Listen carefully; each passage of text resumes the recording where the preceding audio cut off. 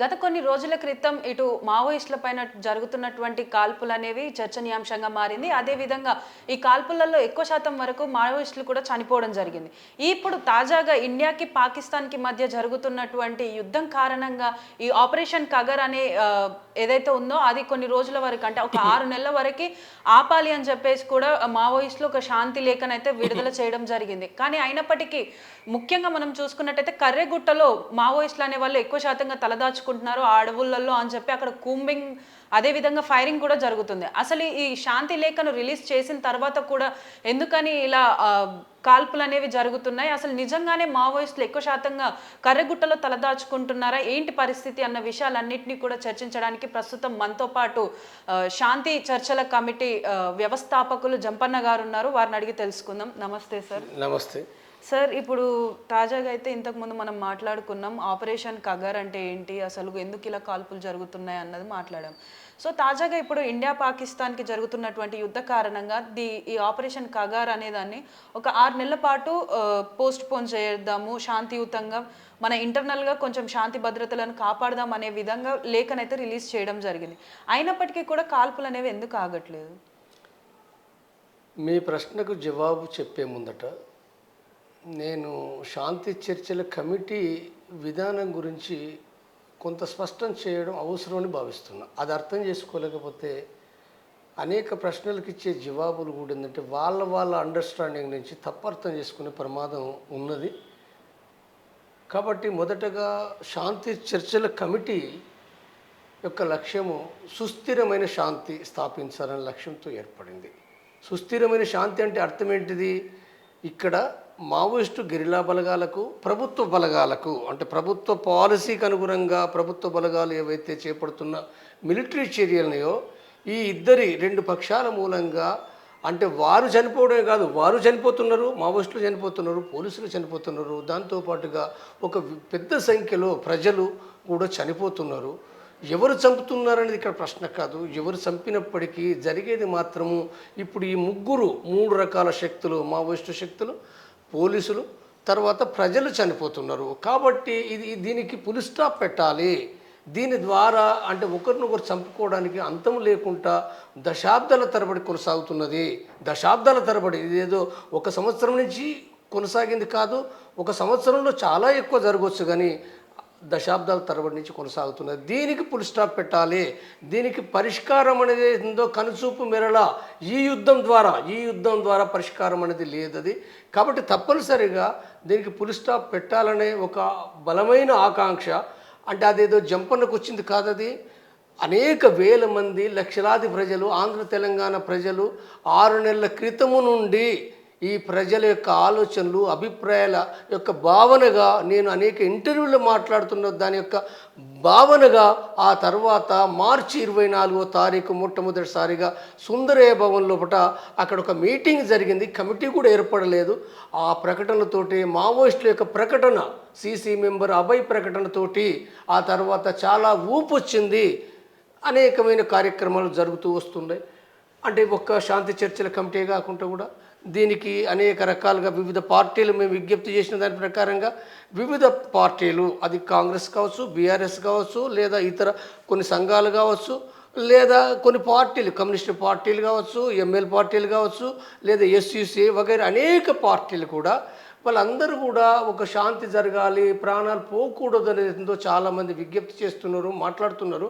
కాబట్టి దీని కొనసాగింపుగా కూడా ఏంటంటే ఇప్పుడు ఇది ఒక నెల రోజులుగా ఇప్పటికీ ఇది జరుగుతూ వస్తున్న ప్రక్రియ. కాబట్టి ఇక్కడ నేను అర్థం చేసుకోవాల్సిందంటే ఈ శాంతి చర్చల కమిటీ ఎవరికి అనుబంధం కాదు, ఎవరికి వ్యతిరేకం కాదు. వ్యతిరేకము, అనుబంధం అనే విషయాలు ఏవైతున్నాయో వీటి నుంచి శాంతి చర్చల కమిటీ ఇచ్చిన దాని నుంచి వాళ్ళు అర్థం చేసుకున్న దాంట్లో చాలా తప్పులు ఉన్నాయి. ఇప్పటికీ కూడా ఏంటంటే బీజేపీ వాళ్ళు కావచ్చు, లేదా మావోయిస్టుల అభిమానుల చేత, మావోయిస్టు పార్టీ కాదు, మావోయిస్టు అభిమానులు అనుకునే వారు కూడా ఇచ్చే ప్రకటనలు కానీ అది ఒక వివాదాస్పదంగా అది ఒక సరైనవి కావవి నా దృష్టిలో. శాంతి చర్చల కమిటీని నేను మొట్టమొదటగా ఏర్పాటు చేసినప్పుడు ఏ విధానం అవుతుందో ఇది ఒక నిష్పాక్షికతకు ఉంటుంది, పక్షపాతంతో కూడుకొని లేదు. కేంద్ర ప్రభుత్వం శాంతి సాధనకు అవసరమైన విధంగా దానిని ఒప్పించడానికి, దానికి తగిన సూచనలు విజ్ఞప్తులు చేయడానికి నిరంతరం కృషి చేస్తున్నది. ప్రధానమైంది ఇందులో కాంగ్రెస్ పార్టీ కానీ, బీఆర్ఎస్ కానీ, టీడీపీ కానీ, లేదా అనేకమైన భారతదేశంలో పార్టీలని అందరినీ కూడా మీరు శాంతి చర్చల దానిపైన మీరు స్పందించండి అని మేము కోరుతున్నాం. మేము అందరినీ స్పందించంటాను. మత సంస్థలను, కుల సంస్థలను వాటిని కూడా స్పందించమని చెప్తున్నాము. పోలీసులను స్పందించమని కోరుతున్నాము. బీజేపీ పార్టీని స్పందించమని కోరుతున్నాము. అంటే సానుకూలంగా శాంతి స్థాపన కోసం మేము కోరేది ఏంటంటే, శాంతి స్థాపన కోసం మీ బాధ్యత కూడా ఉన్నది. ఇప్పుడు మనం ముగింపు పలకాలని బీజేపీ కార్యకర్తలకు, పార్టీకి కూడా మేము విజ్ఞప్తి చేస్తున్నాము. కిషన్ రెడ్డి గారికి కూడా రాసినాము, బండి సంజయ్ గారికి కూడా రాసినాము, మోడీకి రాసినాము. కాబట్టి ఇక్కడ ఏదైతుందో ఇక్కడ ఏమీ పార్టీల తగులు లేవు. శాంతి శాంతి శాంతి అనేది మా దృక్పథం. ఇందులో మేము శాంతి చర్చల కమిటీగా, అంటే కొంతమందికి భ్రమలు ఉండొచ్చు, కొంతమంది మాట్లాడే మాటల ద్వారా, వాళ్ళ యొక్క కార్యాచరణ ద్వారా, వాళ్ళ వ్యక్తీకరణ ద్వారా శాంతి చర్చల కమిటీ అంటే మావోయిస్టు పార్టీ అనే భ్రమలు ఉండొచ్చు. కానీ కాదు, మేము చాలా స్పష్టంగా చెప్తున్నాము. కేంద్ర ప్రభుత్వం కూడా కాల్పుల విరమణ ప్రకటించవాలని పదే పదే మేము చేస్తున్నాము. మావోయిస్టు పార్టీ కేంద్ర కమిటీ వాళ్ళ యొక్క రాష్ట్ర కమిటీ నాయకుడు రూపేష్ ప్రకటన లోపల కూడా దాని యొక్క అంతఃసారము, నేను అంతఃసారం అని చెప్తున్నా, దాని లోపల ఉన్న అంతఃసారము లోపలికి పోతేనే మనకు అర్థమవుతుంది. అంతఃసారం అర్థం చేసుకునే వాళ్ళు ఏమైనా మాట్లాడచ్చు, కానీ వాటి యొక్క అంతఃసారం వాళ్ళు అంటే శాంతి చర్చలు సఫలమైతే అయ్యే క్రమంలో ఎజెండాలో భాగంగా వాళ్ళు సాయుధ పోరాటాన్ని కూడా, ఆయుధాల విసర్జన కూడా వాళ్ళు చర్చిస్తామనే విషయాన్ని కూడా వాళ్ళు చాలా నిజాయితీగా చెప్పిండ్రు. ఇది పాత చర్చలు కాదనే విషయం కూడా చెప్పిండ్రు. కాబట్టి ఇప్పుడు దీనికి ఫుల్ స్టాప్ పెట్టి కేంద్ర ప్రభుత్వం కాల్పుల విరమణ ప్రకటించాలని కోరుతున్నాం. అదే సందర్భంగా కూడా మావోయిస్టు పార్టీ కూడా మళ్ళీ మేము విజ్ఞప్తి చేస్తున్నది ఏంటంటే, మరింత స్పష్టంగా, అంటే ఎక్కడ ప్రశ్నకు తావులేని విధంగా, అందరూ అర్థం చేసుకునే విధంగా, ఇంకెక్కడో కాడ కొంత గందరగోళం ఉన్నది. కాబట్టి మీరు మరింత స్పష్టం చేయండి. ఇది చేయడం ద్వారా కేంద్ర ప్రభుత్వం కూడా ఆలోచించడానికి ఒక బలమైన అవకాశం ఉంటుంది అనేది మేము విజ్ఞప్తి చేస్తున్నాం. ఇప్పుడు కూడా నేను విజ్ఞప్తి చేస్తున్నా. కాబట్టి ఇక్కడ శాంతి చర్చల కమిటీ అనేది ఉందో నిష్పాక్షికంగా ఉంటుంది. పాక్షికతకు వన్ సైడ్ కనుక ఉంటే అది శాంతి కమిటీ కాదు. నేను స్పష్టం చేస్తున్నా, శాంతి కమిటీ అనేది ఉందో వన్ సైడ్, అది మావోయిస్టులకు వెళ్ళి ఉన్నా, బీజేపీకి వెళ్ళి ఉన్నా, లేదా ఇతర రాజకీయ పార్టీల వైపు కొట్టుకపోయినా, రాజకీయ ప్రయోజనాలు ఆశించి కొట్టుకపోయేది ఏదో అది శాంతి కమిటీ కాదు. అది ఒక రాజకీయ సంస్థగా మారుతుంది. కాబట్టి నేను చెప్పేది ఏదో ఒక వ్యవస్థాపక నాయకునిగా, ప్రజల ఆకాంక్షల నుంచి పుట్టుకొచ్చిన సంస్థగా, ఆ ప్రజల ఆకాంక్షకు చివరి వరకు నేను నిలబడే ఒక వ్యక్తిగా నేను చెప్పే విషయం ఏంటంటే, మీ ప్రశ్నకు నేను చెప్పేది, ఇక్కడ మీరు ఏదైతే ఉందో ఇప్పుడు కరిగుట్టలో ఉన్నారా, ఎక్కడ ఉన్నారా, తర్వాత ఏంటిది అనేది అవుతుందో నేను చెప్పడానికి మొదటగా, వాళ్ళు ఒక విశాల ప్రాంతంలో ఉన్నారు. మావోయిస్టు పార్టీ విశాల ప్రాంతం అని అంటే ఒక ఛత్తీస్గఢ్ లోపట, ఒక తెలంగాణ లోపట కరిగుట్ట అనేది దాని యొక్క బార్డర్, వాస్తవంగా తెలంగాణ బార్డర్. అందులో ఛత్తీస్గఢ్ గ్రామాలు కూడా కొన్ని ఉన్నప్పటికీ అది తెలంగాణ రాష్ట్ర కమిటీ కింద ఉన్న ఒక భూభాగం. అదొక చిన్న భూభాగమే. వాస్తవంగా మొత్తం తెలంగాణలో ఒక చిన్న భూభాగమే. 70 కిలోమీటర్ల పొడవు, 35 కిలోమీటర్ల వెడల్పు ఉన్నది ఏదైతుందో అది తెలంగాణకు సంబంధించిన రాష్ట్ర పరిధికి సంబంధించిన విషయం. అది దాంట్లో ఉండే శక్తులు కూడా చాలా తక్కువ. అంటే వాళ్ళ మొత్తం పార్టీని దృష్టిలో పెట్టుకున్నప్పుడు అది చాలా తక్కువ. ఎంత అనేది ఏదో 50 ఉన్నారా, 30 ఉన్నారా, ఓసారి 20 ఉన్నారా, ఓసారి 70 ఉండొచ్చు. కానీ ఏదో వేల మంది ఉన్నారనేది ఏందో అది భ్రమ, అది మీడియా సృష్టి. ఇది ఏమీ లేదు. లేదా కొన్ని సందర్భాల్లో పోలీసు బలగాలు కూడా చాలా వేల మంది బలగాలు ఉన్నారని అలా కేంద్ర కమిటీ నాయకత్వంతో దాచుకున్నదని అదొక తప్పుడు ప్రచారం. అంటే వాళ్ళ దాడి కోసము అది ఏదైతుందో చేస్తున్న ప్రచారం తప్ప అలా వాస్తవం ఎంత మాత్రం కూడా లేదని నేను ఘంటాపదంగా చెప్పగలను. తర్వాత వాళ్ళు ఒక ఛత్తీస్గఢ్ లోపల అనేకమైన ప్రాంతాలు ఉన్నాయి. బీజాపూర్ ఉన్నది, కాంకేర్ ఉన్నది, నారాయణపూర్ ఉన్నది, మాడ్ ఉన్నది, గడ్చిరోల్ ఉన్నది, అనేకమైన ప్రాంతాలు అక్కడ ఉన్నవి. కాబట్టి ఆ మొత్తం ప్రాంతం లోపల, మొత్తం దండకార్యం లోపల కరిగుట్టలు అనేది కనుక ఒకవేళ చూస్తే అందులో 5% కాదు కదా, 2% కూడా కాదు, ఓన్లీ డీకే లోపల. ఇది అసలు డీకే కాకుండా కూడా మావోయిస్టు ప్రాంతాలు మహారాష్ట్రలో ఉన్నాయి. ఇప్పుడు నిన్న ఎన్కౌంటరు మహారాష్ట్ర బార్డర్లో జరిగింది, 20 మంది చనిపోయినట్టు కూడా ఒక వార్త వస్తుంది. మహారాష్ట్ర కాదు, మధ్యప్రదేశ్లో ఉన్నారు, వాళ్ళు ఒరిస్సాలో ఉన్నారు. ఒరిస్సాలో పట అనేక జిల్లాలు ఉన్నాయి. అనేక జిల్లాలు, నవపడ ఉన్నది, బొలంగిరి ఉంది, బొర్గడ్ ఉంది, కందమాల్ ఉన్నది, కలహాండి ఉన్నది, బౌద్ధ్ ఉన్నది, నయాగఢ ఉన్నది, సంబల్పూర్ ఉన్నది, తర్వాత ఇంకా సోన్పూర్ ఉంది, సుందర్గఢ్ ఉన్నది. ఇవన్నీ అడవి ప్రాంతాలు. ఈ అడవి ప్రాంతాలు నేను తిరిగినాయి. మావోయిస్టు కార్యకలాపాలు కొనసాగుతున్నాయి, తక్కువనో ఎక్కువనో. ఒక్క ఒరిస్సా మాత్రమే కాదు, జార్ఖండ్లో ఉన్నారు, జార్ఖండ్లో అనేక జిల్లాలు ఉన్నారు, బీహార్లో ఉన్నారు, తర్వాత ఆంధ్ర లోపల ఏఓబి అని మనం చెప్పుకుంటున్నాం. విశాఖ లోపల, తూర్పుగోదావరి లోపల, మల్కాన్గిరి లోపల తక్కువనో ఎక్కువనో అక్కడ కూడా ఉన్నారు. అక్కడ కూడా మొన్న ఎన్కౌంటర్ అయింది కూడా మనకు ఒక సాక్ష్యం కూడా ఉంది. కాబట్టి ఇంకా అనేక ప్రాంతాల్లో వాళ్ళు ఉన్నారు. అయితే వాళ్ళ శక్తి గతంతో పోల్చుకుంటే తగ్గిన మాట వాస్తవమే, తగ్గిందనేది వాళ్ళే చెప్పుకుంటున్నారు. కాబట్టి ఈ పరిస్థితి లోపల ఏదైతుందో ఇది ఒక కరిగుట్టలే ఉన్నారు అనేది ఉందో, ఈ ఆపరేషన్ ఏదైతుందో వాస్తవంగా ఈ ఆపరేషన్ లోపల అంటే ఒక వారం రోజులు జరిగింది ఏదైతుందో దేశవ్యాప్తంగా ఇంటర్నేషనల్గా ఒక పెద్ద వార్తగా, సంచలన వార్తగా, చర్చనీయాంశం ఉన్నదైతుందో వాస్తవంగా జరిగింది ఏంది, అక్కడ చనిపోయింది అనేది ఉందో 3-4 చనిపోయినారు తప్ప ఎక్కువ సంఖ్యలో ఏం చనిపోలేదనేది. ఎందుకు చనిపోలేదు అనుకున్నప్పుడు వాళ్ళు 30 ఉన్నారా 50 ఉన్నారా నాకు తెలియదు, నేను చెప్పలేను. కానీ ఆ సంఖ్య వాళ్ళకున్న గెరిలా యొక్క ఒక కదలికలు ఉంటాయి, గెరిలా యుద్ధం ఉంటుంది.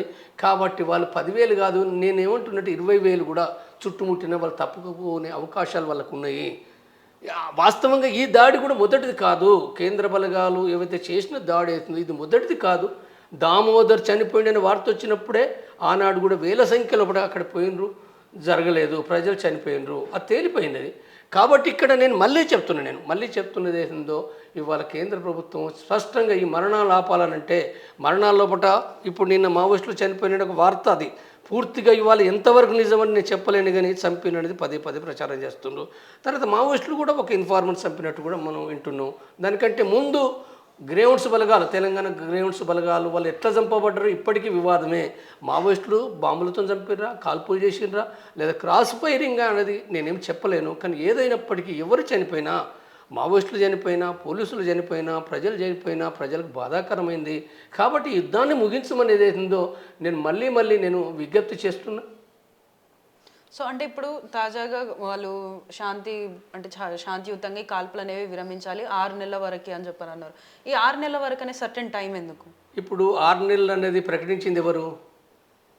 Maoist party. మావోయిస్టులు అంటే మావోయిస్టులు కేంద్ర కమిటీ ఉన్నది, వివిధ రాష్ట్ర కమిటీ ఉన్నది. ఇది ప్రకటించింది ఎవరంటే తెలంగాణ రాష్ట్ర కమిటీ, తెలంగాణ మావోయిస్టు పార్టీకి సంబంధించిన తెలంగాణ రాష్ట్ర కమిటీ.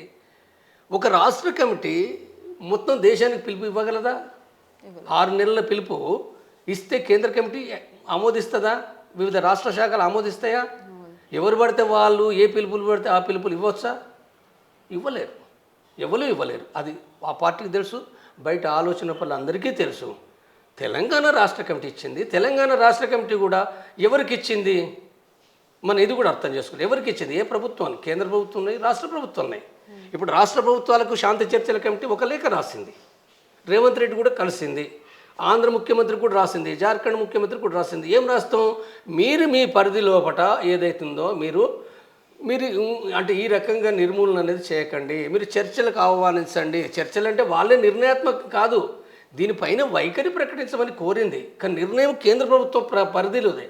కాబట్టి ఇప్పుడు తెలంగాణ రాష్ట్ర కమిటీ మావోయిస్టు పేరు మీద కనుక అది నిజమే వార్త అయితే వాళ్ళు ఎవరిని అడగాలి అంటే ఇక్కడ తెలంగాణ ప్రభుత్వాన్ని మాత్రమే అడగడానికి తప్ప కేంద్ర ప్రభుత్వంతో వాళ్ళు అంటే దానికి వాళ్ళ కేంద్ర కమిటీ ఇస్తే దాన్ని సపోర్ట్గా మాట్లాడచ్చు. కానీ వాళ్ళు ఇచ్చిన పిలుపు ఏదైతుందో ఇది అంటే కన్ఫ్యూజన్స్ ఉన్నది. తెలంగాణ ప్రభుత్వానికా కేంద్ర ప్రభుత్వానికా స్పష్టత లేదు. అసలు నెల రోజులే రూపేష్ వాళ్ళ మొత్తం పార్టీ తరఫున కేంద్ర కమిటీ తరఫున మేము నెల రోజులు మా అంతటా మేము కాల్పుల విరమణ ప్రకటిస్తాము, కేంద్ర ప్రభుత్వం కనీసం దీని అవకాశం ఇవ్వండి అని 3 లెటర్ల ద్వారా ఆడియో ద్వారా విజ్ఞప్తి చేసిండు. చాలా చాలా దయనీయంగా బాధాకరంగా విశాల దృక్పథంతో చేసిండు. కానీ అంటే మావోయిస్టు పార్టీ ఒక వంక ఇవన్నీ దాడులు జరుగుతుంటే దాడుల మధ్యలో పాటు అసలు చనిపోవడం మధ్య ఎట్లా మాట్లాడతారు? 6 నెలలు, 1 నెల కాదు, 2 నెలలు కాదు, 6 నెలలు ఎట్లా మాట్లాడతారు? ఇది ఒక వివాదాస్పదమైంది. కాబట్టి ఒకవేళ అది అంటే ఆ మొత్తం ప్రకటన చూస్తే ఆ ప్రకటన సందేహాస్పదంగా ఉంది, చాలా లూజ్గా ఉంది. నేను నమ్మటం లేదు, నాకు ఆ క్లారిటీ లేదు, నేను నమ్మటం లేదనే విషయాన్ని కూడా నేను ప్రకటించిన. ఒకవేళ తెలంగాణ పార్టీ కనుక ఇస్తే మరింత స్పష్టతతోటి ఏ ప్రభుత్వానికి ఇస్తుండ్రో ఎందుకు ఇస్తుండ్రో స్పష్టం చేయాలి. ఎవరు ఇవ్వాలి ఇప్పుడు దానికి జవాబు? తెలంగాణ ప్రభుత్వం అయితే దాన్ని అది సరైనదని భావిస్తే వాళ్ళు ఇస్తారా ఇయ్యరా నాకు తెలియదు. తెలంగాణ ప్రభుత్వం అనేక విషయాలపైన ఆధారపడి ఉంటుంది. 6 నెలల కాల్పుల విరమణ అంటే ఆ 6 నెలల కాల్పుల విరమణ అంటే ముఖ్యమంత్రి రేవంత్ రెడ్డి ఉన్న ప్రభుత్వం ఆమోదిస్తుందా? అక్కడ ఇన్స్టిట్యూషన్స్, పోలీసు, ఇంటెలిజెన్స్ విభాగాలు ఆమోదిస్తాయా? ఇవన్నీ అనేకమైన ప్రశ్నలు అందులో బట్టి ఇమిడి ఉన్నాయి. కాబట్టి ఒక గందరగోళమైన స్టేట్మెంట్గానే నేను చూస్తా తప్ప ఒక స్పష్టతతో కూడుకున్న మావోయిస్టు పార్టీ ప్రకటనగా నేను చూడలేను. సో సార్ అంటే ఇప్పుడు మీరు అన్నారు కదా ఇటు కరెగుట్టలో ఉండొచ్చు ఉండకపోవచ్చు, మరి అలాంటప్పుడు ఎందుకు పోలీస్ బలగాలు అన్నీ అక్కడ కూంబింగ్ ఎందుకు చేస్తున్నాయి? అంటే లేని ఇప్పుడు ఎక్కడైతే వేరే దగ్గర తలదాచుకున్నటువంటి మావోయిస్టులను భయపెట్టడానిక, ఇటు ప్రజల్ని భయపెట్టడానిక? కాదు, అలా భయపెట్టే విషయం కూడా ఉన్నప్పటికీ కరిగుట్టల లోపట కొన్ని శక్తులు ఉన్నాయనే వాస్తవాలు వాళ్ళకి తెలుసు. కొన్ని శక్తులు ఎంతమంది అనేది వేరే విషయం. అది 30 మందా 50 మందా లేకపోతే ఎవరైనా ఒక కేంద్ర కమిటీ నాయకుడు ఎవరైనా అంటే తెలంగాణ గైడ్ చేసేవాళ్ళు ఇంకెవరో ఉండవచ్చు అనే వార్తలు వాళ్ళకు కొన్ని ఉన్నాయి. ఏ వార్త లేకుండా ఏమీ లేకుండా 10,000 మందిని, తర్వాత 10,000 కాదు అక్కడ రాష్ట్ర ఇంటెలిజెన్స్ విభాగము కేంద్రము పూర్తిగా అంత శక్తిని వెచ్చించి చేయవలసిన అవసరం వాళ్ళకేం లేదు. భయం కోసమే లేదు, భయపెట్టడానికి. కానీ కొంతమంది ఉన్నారనేది వాళ్ళకు ఉన్న రిపోర్ట్స్ ఉన్నాయి, ఇంటెలిజెన్స్ రిపోర్ట్స్ ఉన్నాయి. అయితే ఆ రిపోర్ట్స్ పైన ఆధారపడి కొంత బయట అంత పెద్ద దాడి జరుగుతున్నప్పుడు దాన్ని బయట దానికి ఇంకా కొంత ఎక్కువ చేసిండ్రు, వాళ్ళు ఎక్కువ చేసిండ్రు. ఆ తర్వాత వాళ్ళు మాత్రమే కాదు, వాళ్ళు చేసిన దానికంటే మీడియా సంస్థలు 10 రెట్లు 20 రెట్లు ఎక్కువ చేసినాయి. మీడియా సంస్థలు అన్నీ చేసినాయి. కాబట్టి ఈ నేపథ్యం అంటే వాస్తవంగా మిలిటరీ బలగాలే, ఇంటెలిజెన్స్ బలగాలే నా దృష్టిలో వాళ్ళే అసలు ఏం వార్తలు ఏమి చేయబోతే ఏమవుతుందో వాళ్ళే గందరగోళ పడ్డారు. ఏం జరుగుతుంది అర్థం కాని పరిస్థితి, వాళ్ళ చేతులు లేని పరిస్థితి ఉన్నది. కాబట్టి ఇవాళ జరిగింది కూడా ఏం జరిగింది, అది సరే వాళ్ళు అంటే కేంద్ర ప్రభుత్వం యొక్క పాలసీ ప్రకారంగా, పోలీసులు కాదు నేను అనేది, కేంద్ర ప్రభుత్వ పాలసీ ప్రకారంగా జరిగింది ఏదైతుందో అది ఒక రకంగా వాళ్ళకు అనుకున్న విజయం, ఏ లక్ష్యం అయితే పోయినరో వాళ్ళు ఆ విజయం సాధించబడలేదు. 3, 5 అదొక టార్గెట్ కాదు, అంటే మిలిటరీ విజయం. వాస్తవంగా వాళ్ళకు జరిగిన నష్టం రాజకీయంగా పెద్ద నష్టం జరిగింది. కేంద్ర ప్రభుత్వానికి పెద్ద నష్టం ఏంటంటే అది నెల రోజుల క్రితం ఇది అంత పెద్దగా లేదు. ఆ తర్వాత శాంతి శాంతి శాంతి అనేది ఏదైతుందో, శాంతి అంటున్నప్పుడు నువ్వు దాడి చేయడం, నువ్వు చంపడం ఏదైతుందో అంటే రాజకీయంగా కేంద్ర ప్రభుత్వానికి నష్టం జరిగింది. కేంద్ర ప్రభుత్వమే కాదు, ఈ దేశ వ్యవస్థకు ఏదైతే ప్రజాస్వామ్యం అని చెప్తుండ్రో, ఏ ప్రజాస్వామ్యం అని చెప్పబడుతుండ్రో ఇవాళ ఈ ప్రజాస్వామ్యం ఏంటి అనే ప్రశ్నలు వస్తున్నాయి. అంటే ఇంత మొండిగా ఈ ప్రభుత్వాలు, ఈ రాజ్యాలు అనేటి ఏతున్నాయో ఎవరి కోసం ఉన్నాయి? ఈ ప్రజలు చనిపోతున్నప్పుడు మావోయిస్టులైన ప్రజలే, ఈ దేశం వాళ్ళు, పోలీసులు ఈ దేశ ప్రజలే, వీళ్ళంతా రైతుల కార్మికుల బిడ్డలే, ప్రజలు అక్కడ ఆదివాసీ ప్రజలు ఎక్కువ, సాధారణ ప్రజలు తక్కువ. ఎట్లా చంపబడ్డప్పటికీ ప్రభుత్వ బలగాలు చంపొచ్చు, లేదా మావోయిస్టులు కూడా ఇన్ఫార్మర్ పైన చంపబడచ్చు. కానీ వీళ్ళందరూ కూడా ఏంటంటే వీళ్ళు తిండికి లేనోళ్ళు, గుడ్డకు లేనోళ్ళు, ప్రజలు ఏదైతే ఆ బాధల్లో ఉన్న వాళ్ళు ఈ చనిపోవడం ఏదైతుందో సమాజం హర్షించది, ఎన్నటికీ హర్షించది. ఏనాటికైనా విజయాలు ఎవరికైనా మిలిటరీ విజయాలు రావచ్చుగాక, మిలిటరీ విజయాలు రావడం అనేది తమ శక్తితోటి ఎక్కువ చేయొచ్చుగాక. కానీ ఇవన్నీ తాత్కాలికమైనవి. ఈ తాత్కాలికమైందో అంటే ప్రజలు ఆలోచిస్తున్నారు, ప్రజలు ఆలోచిస్తారు తప్పకుండా. ప్రజాస్వామ్యం ఏదైతుందో మనం తప్పనిసరిగా మనం కాపాడాలి, శాంతిని నిలబెట్టాలి. ఇదే మన రాజ్యాంగం చెప్తున్నది ఏదైతుందో, రాజ్యాంగం కోసం మనం తప్పనిసరిగా ఇది దృష్టిలో పెట్టుకుని ఎవరమైనా చేయాలి, అది ఏ పార్టీ అయినా అదే చేయాలి తప్ప రాజకీయాలు ఉండకూడదు అనే విషయమే నేను చెప్తున్నాను. సో అంటే ఇప్పుడు ఇండియాకి పాకిస్తాన్కి మధ్య జరుగుతున్న యుద్ధం కారణంగానే ఇప్పుడు ఈ శాంతి పత్రం ఏదైతే ఉందో ఈ కాల్పులు అనేది విరమించాలని చెప్పి వచ్చింది అని చెప్పని అంటున్నారు. అంటే మీరు అన్న దాని ప్రకారం చూసుకుంటే అది ఒక గందరగోళకరమైనటువంటి పత్రము, దాంట్లో 6 నెలలు అనేది ఎక్కడా ఉండదు అని మీరు అంటున్నారు. అంటే నిజానికి ఇది ఒక అంటే సెంట్రల్ గవర్నమెంట్ అయినా లేకపోతే ఎవరైనా కావాలని రిలీజ్ చేసిన పత్రం అనుకోవచ్చా ఈ ఇండియా పాకిస్తాన్ గొడవ నుంచి కొన్ని రోజులు దూరం ఉండడానికి? ఒకటి ఏంటంటే ఇండియా పాకిస్తాన్కి సంబంధించిన గొడవ 3 రోజులు జరిగింది, కాల్పుల విరమణ ప్రకటించుకున్నారు, 2 దేశాలు ప్రకటించుకున్నారు. దాని వెనకాల అమెరికా అధ్యక్షుడు ట్రంప్ కూడా అది ఉంది. సరే, దీంట్లకు ఈ చర్చలకు నేను వెళ్ళను. జరిగింది ఏదైనప్పటికీ నేను శాంతి నాయకునిగా నేను చెప్పేది యుద్ధం ఆగిపోవాలనేదే నేను చెప్తున్నా. అందులో తప్పులు ఏమైనప్పటికీ, పాకిస్తాన్ తప్పు, ఇంకెవరు తప్పు, టెర్రరిస్టుల తప్పు, 190 తప్పులు ఉన్నప్పటికీ కూడా శాంతి జరగడము, కాల్పుల విరమణ జరగడం మంచిదే. ఎందుకంటే ప్రజలు చనిపోతారు. యుద్ధం అంటూ జరిగితే ఇరు దేశాల్లో ఉండే ప్రజలే చనిపోతారు. టెర్రరిజాన్ని వ్యతిరేకించాల్సిందే, దాన్ని సరిది కంట్రోల్ చేయాల్సిందే, తప్పనిసరిగా 100% చేయాల్సిందే. టెర్రరిజం అనేది సరైనది కాదు. కానీ అదే కోణంలో దాన్ని కంట్రోల్ చేస్తూనే తిరిగి యుద్ధం అనేది ఎక్కువ మారితే, అది అనుయుద్ధంగా మారితే ఏ దేశ ప్రజలు ఉండరు. కాబట్టి ఆ యుద్ధ నివారణ అనేది ఉందో ఎవరు చేసినా, ఏ రకంగా చేసినా అది నేను తప్పనిసరిగా ఒక శాంతి కమిటీ నాయకునిగా రాజకీయాలకు సంబంధం లేకుండా ఆ యుద్ధం ఆగిపోవాలని నేను కోరుకుంటున్నా. అది ఆగింది, మంచిదే. అయితే ఇక్కడ ఈ సందర్భంగా నేను చెప్పే విషయం ఏంటంటే ఈ బలగాలు ఛత్తీస్గఢ్ నుంచి 10,000 బలగాలు వెనుకకు పోయినాయి అనేది ఒక పేపర్లో అంటే వాళ్ళు పోతున్నప్పుడు వచ్చేటప్పుడు ఎట్లాగ అర్థమవుతాయి. కానీ వాస్తవంగా నా దృష్టిలో నేను ఇవ్వాలి కాదు 30 ఏళ్ళ కాంచి కూడా బలగాలు రావడం పోవడం నేను ఎరిగినవాడిని, తెలిసినవాడిని. అనేక సందర్భాల్లో అవి ఆ డిప్లాయింగ్ ఏదైతే ఉందో ఇదంతా సాధారణమైన రొటీన్ల భాగం ఇది. ఈ రొటీన్ అనేది అనేక కారణాలతో ఉంటాయి. ఈ మిలిటరీ బలగాలకు సంబంధించి చాలామందికి తెలియక చాలా ఏదో ఒక వ్యాఖ్య పెడతారు. కానీ దానికి అనేక కొంతమంది చాలా కాలం నుంచి ఉన్నోళ్ళు మళ్ళీ పంపాలి, మళ్ళీ వేరేగా వాడి పంపాలి, మళ్ళీ ఈ బలగాలం పంపాలి, మళ్ళీ వస్తారు. ఇప్పుడు ఇవాళ చూడండి మళ్ళీ కరిగుట్టలు మళ్ళీ ఆపరేషన్ పెట్టారు. అంటే ఒక్కరోజు తేడాతోటి మొన్నొక వార్త యువగలొక వార్త గందరగోళం వార్తలు. కాబట్టి వాళ్ళు వాస్తవంగా నిజంగానే యుద్ధమే అనుకుందాం, పాకిస్తాన్ భారతదేశ యుద్ధానికి బలగాలు అసలు కాల్పుల విరమణ ప్రకటించిన తర్వాత మళ్ళీ ఈ బలగాలను మళ్ళీ ఎట్లా రిట్రీట్ చేస్తారు? ఒకటి ఇది రాంగ్ కదా. రెండోది 10,000 బలగాలు ఎంతటివి అవి? భారత సైన్యము 40 లక్షల పైగా ఉన్నది, 40 లక్షల పైగా ఇంకా కూడా వాళ్ళు పెంచుకుంటున్నారు, ఇంకా పెరుగుతుంది. 40 లక్షల్లో కూడా 10,000 బలగాలు ఎంత? ఆడికి పోతే ఎంత, పోకపోతే ఎంత యుద్ధం చేయాలనుకుంటే. తర్వాత రెండోది ఇక్కడ అంటే ఈ మధ్య భారత్లో ఛత్తీస్గఢ్లో ఒరిస్సాలో లేదా కాల్పుల విరమణ మావోయిస్టుల చేత కాల్పుల విరమణ ప్రకటించాలనుకుంటే ఈ యుద్ధం వద్దనుకుంటున్న స్పష్టంగా చెప్తుంది. ఇవాళ కాకపోతే రేపైనా చెప్తా, చెప్పకుండా ఉండజాలది.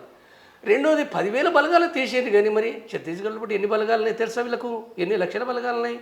లక్షల బలగాలు ఉన్నాయి, దాంట్లో ఏమీ తీయలేదు. కాబట్టి ఇది ఏదైతుందో అంటే కేంద్ర ప్రభుత్వం తీసుకున్న 10,000 బలగాల ద్వారా అది ఒక యుద్ధ ముగింపు కాదు ఇక్కడ. కాబట్టి ఈ విషయాలు ఇంకా పరిణామాలు మనం గమనించవలసి ఉంది.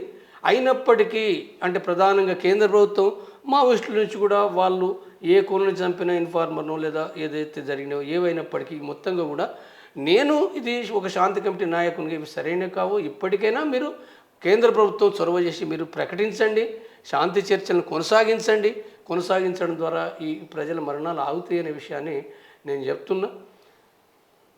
Thank you sir.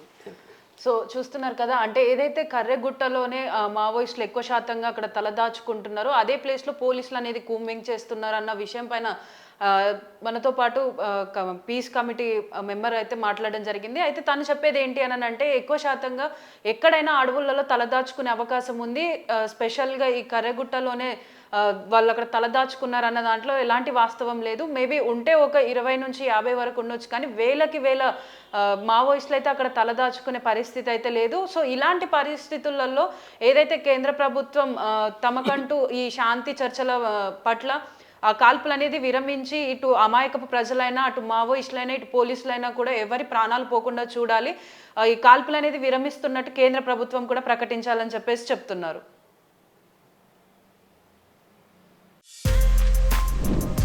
For more videos like this, subscribe Big TV channel.